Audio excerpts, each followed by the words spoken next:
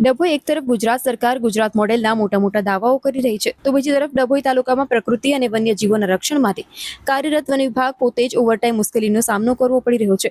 ડભોઈ શિનોર ચોકડી પાસે આવેલી વન વિભાગની મુખ્ય કચેરી છેલ્લા 5 વર્ષથી અત્યંત જર્જરિત હાલતમાં ફેરવાઈ ગઈ છે. પરિણામે કચેરીના અધિકારીઓ અને કર્મચારીઓ ધરમપુરી પાસે આવેલી એક નાની ઝૂંપડી જેવી જગ્યામાં કામચલાઉ આઉટપોસ્ટ બનાવી વહીવટ ચલાવવા મજબૂર બન્યા છે. ચોમાસામાં વન્યજીવોના રેસ્ક્યુ માટે મોટો પડકાર છે. વન વિભાગની ટીમ દ્વારા રેસ્ક્યુ કરવામાં આવેલા વન્યજીવોને સુરક્ષિત રાખવા માટે હાલ નાની ઝૂંપડી આકારની કચેરીમાં જગ્યાનો ભારે અભાવ વર્તાઈ રહ્યો છે. રેસ્ક્યુ કરાયેલા પ્રાણીઓને રાખવા અને તેમની સંભાળ લેવામાં કર્મચારીઓને ભારે અગવડતા પડી રહી છે. જૂની કચેરી પાસે વિશાળ જગ્યા પણ ઇમારત બિનઉપયોગી.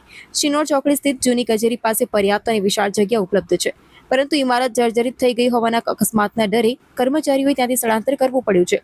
છેલ્લા 5 વર્ષથી વન વિભાગના ઉચ્ચ અધિકારીઓ અને સ્થાનિક જે સ્ટાફ છે નવી કચેરી મંજૂર થાય, તેનું નિર્માણ કાર્ય ઝડપથી શરૂ થાય તેની ચાતક નજરે રાહ જોઈ રહ્યા છે. સ્થાનિકો અને કર્મચારીઓની માંગ, વિકાસની વાતો વચ્ચે વન વિભાગના કર્મચારીઓને ઓફિસ માટે રડજડપાટ કરવો પડે છે. તે અત્યંત ખેદજનક જોવા મળ્યું છે. ચોમાસાની ઋતુને ધ્યાનમાં રાખી અને વન્યજીવો અને માનવ વસ્તીની સુરક્ષા ખાતર વહેલી તકે નવી આધુનિક કચેરીનું નિર્માણ કરવામાં આવે તે અત્યંત જરૂરી બન્યું છે.